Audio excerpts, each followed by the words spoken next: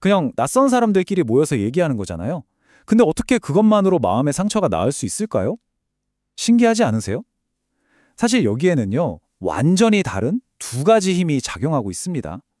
그래서 오늘은 집단 심리 치료를 딱 바치고 있는 이 두 개의 기둥, 그 핵심 원리를 한번 제대로 파헤쳐 보려고 합니다. 자, 그럼 좀 더 깊이 들어가 볼까요? 아니, 정말로 어떻게 그냥 낯선 사람들하고 이야기하는 게 우리 마음을 치유할 수 있다는 걸까요? 이게 바로 오늘 우리가 함께 풀어봐야 할 가장 중요한 핵심적인 질문이라고 할 수 있겠습니다. 그 답을 찾기 위한 첫 번째 열쇠, 그 첫 번째 기둥이 바로 치료 요인이라는 겁니다. 이건 뭐냐면요, 한 사람 한 사람의 개인적인 변화에 집중하는 거예요. 그래서 아마 우리한테는 좀 더 익숙하게 느껴지는 그런 관점일 겁니다. 그러니까 치료 요인이라는 게 뭐냐면요, 말 그대로 한 개인에게 직접 작용해서 긍정적인 변화를 이끌어내는 모든 요소, 모든 열쇠를 말하는 거예요. 예를 들면 나도 괜찮아질 수 있겠구나 하는 희망을 얻거나 나만 이런 게 아니었네 하고 깊은 공감을 느끼거나 아니면 뭔가 아하 하고 깨닫는 그런 순간들 있잖아요. 바로 그런 것들입니다. 이 개념이 바로 우리가 살펴볼 첫 번째 기둥이죠. 근데 이 개념이 뭐 하루아침에 뚝딱하고 만들어진 건 아니에요. 역사가 꽤 깊습니다. 보세요. 1930년대 처음 네 가지 요인으로 시작해서 여러 학자들이 계속 연구하고 다듬으면서 점점 더 정교해졌고요. 마침내 어빈 얄롬이라는 아주 중요한 학자가 지금 우리가 아는 바로 그 형태로 완성시킨 겁니다. 자, 이게 바로 그 유명한 얄롬의 11가지 치료 요인입니다. 와, 목록이 꽤 길죠? 보시면 희망의 고취나 보편성 같은 건 좀 직관적으로 와닿아요. 나만 힘든 게 아니구나 하는 그런 거예요. 근데 1차 가족 집단의 교정적 반복 발달, 이건 좀 말이 어렵죠? 이게 뭐냐면 아주 쉽게 말해서 집단이라는 안전한 울타리 안에서 어린 시절 가족관계에서 받았던 상처를 다시 한번 건강하게 경험하면서 치유한다는 뜻이에요. 여기서 제일 중요한 포인트는 뭐냐면 이 11가지 모두가 오로지 개인의 내면에만 집중하고 있다는 점입니다. 하지만 과연 개인의 변화에만 초점을 맞추는 게 전부일까요? 자, 이제 두 번째 기둥으로 넘어가 보겠습니다. 이건요, 훨씬 더 대담하고 어떻게 보면 좀 급진적인 관점이에요. 바로 집단 전체가 그냥 하나의 거대한 치유 도구라는 생각입니다. 이걸 집단 과정이라고 부르는데요. 이건 개인에게 집중했던 아까의 치료 요인과는 관점 자체가 완전히 달라요. 여기서는요, 개인이 아니라 집단 전체에서 만들어지는 그 분위기, 그 상호작용, 그 살아있는 역동성 자체가 하나의 거대한 치유의 힘으로 작동한다고 보는 겁니다. 사실 이 두 가지 관점은요, 역사적으로 굉장히 오랫동안 팽팽하게 맞서왔어요.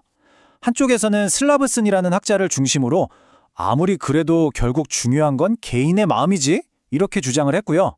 다른 한쪽에서는 비온이라는 학자를 중심으로 아니야, 집단이라는 이 살아있는 유기체, 그 자체가 중요해. 이렇게 맞선 거죠. 뭐랄까, 진짜 거인들의 싸움이었다고 알 수 있습니다. 이 집단 과정이라는 게 좀 추상적으로 들릴 수 있는데 이걸 아주 구체적으로 와닿게 만들어주는 강력한 비유가 하나 있습니다. 바로 어머니 집단이라는 개념이에요. 무슨 뜻이냐면 집단 전체가 마치 따뜻하고 모든 걸 받아주는 어머니처럼 기능한다는 거죠. 그래서 구성원들이 그 안에서 어린 시절의 상처를 아주 안전하게 다시 꺼내보고 또 치유할 수 있는 그런 환경을 제공한다는 겁니다. 정말 멋진 비유죠? 자, 그럼 이 두 관점 중에 뭐가 맞고 뭐가 틀린 걸까요? 둘 중 하나만 선택해야 하는 문제일까요? 어쩌면요, 이 논쟁은 단순히 심리치료 기법에 대한 걸 넘어서 우리가 이 세상을 어떻게 바라보는가에 대한 훨씬 더 큰 이야기를 담고 있는지도 모릅니다. 이제 진짜 큰 그림을 한번 맞춰볼 텐데요. 그 전에 잠깐 두 가지 세계관을 비교해 볼게요. 한쪽은 이성과 논리, 그리고 부분을 중요하게 여기는 현대적인 관점. 다른 한쪽은 감정과 직관, 그리고 전체를 중요하게 여기는 탈현대적인 관점. 과연 이 두 가지가 우리가 지금까지 얘기했던 그 치료법들과 어떻게 연결이 될까요? 바로 여기입니다. 이 지점에서 모든 퍼즐 조각이 딱 맞아떨어져요. 한번 보세요. 개인에게 집중하는 치료 요인. 이건 마치 뉴턴 물리학처럼 원인과 결과를 하나하나 분석하는 현대적 세계관과 정말 닮아있죠. 그런데 집단 전체를 하나의 장으로 보는 집단 과정은요, 이건 모든 게 서로 연결되어 있다고 보는 양자 물리학처럼 탈현대적 세계관과 딱 맞닿아 있는 겁니다. 한마디로 머리로 분석하느냐 치료 요인, 아니면 온몸으로 느끼느냐, 집단 과정의 차이인 셈이에요. 와, 정말 놀라운 연결고리 아닌가요? 네, 바로 이거예요. 진짜 아하 하는 순간이죠. 그러니까 그 심리치료 분야 안에서의 논쟁이 사실은 세상을 바라보는 두 개의 거대한 렌즈, 즉 현대와 탈현대라는 세계관의 충돌이었다는 겁니다. 정말 깊은 의미가 있었던 거죠. 자, 이제 이야기를 마무리하면서요.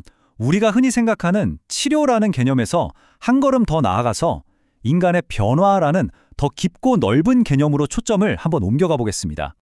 이 아리스토텔레스와 노인의 이야기가 참 많은 걸 생각하게 합니다. 여기서 순수한 논리는 뭐겠어요? 바로 치료 요인이죠. 그 논리라는 작은 숟가락만으로는 인간 경험이라는 그 광대한 바다, 즉 집단 과정을 전부 담아낼 수는 없다는 것. 그 한계를 정말 절묘하게 보여주는 이야기입니다. 그래서 아까 그 얄롬이요, 나중에 자신이 쓰던 용어를 바꿨어요. 원래는 치료적인 큐러티브 요인이라고 했는데 이걸 치료, 세라페틱 요인으로요. 이게 아주 중요한 의미를 갖습니다. 왜냐하면 cure, 즉 완치라는 건 뭔가 마법처럼 딱 끝나는 거잖아요. 그런 환상에서 벗어나서 치료란 끝없이 계속되는 변화의 과정이라는 걸 그 스스로 인정한 겁니다. 그렇다면 이 변화가 추구하는 궁극적인 목표는 뭘까요? 어쩌면 조선시대의 학자 토정 이지함 선생의 이 말에서 그 힌트를 얻을 수 있을지도 모르겠습니다. 이건 단순히 논리로 설명할 수 있는 게 아니라 더 높은 차원의 존재 방식에 대한 아주 시적인 통찰이죠.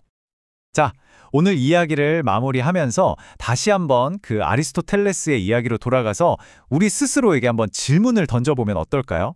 지금 나의 삶에서 내가 이 작은 논리의 숟가락으로 어떻게든 퍼담아 보려고 애쓰고 있는 그 거대하고 막막한 바다는 과연 무엇일까요? 한 번쯤 깊이 생각해 볼 만한 질문인 것 같습니다.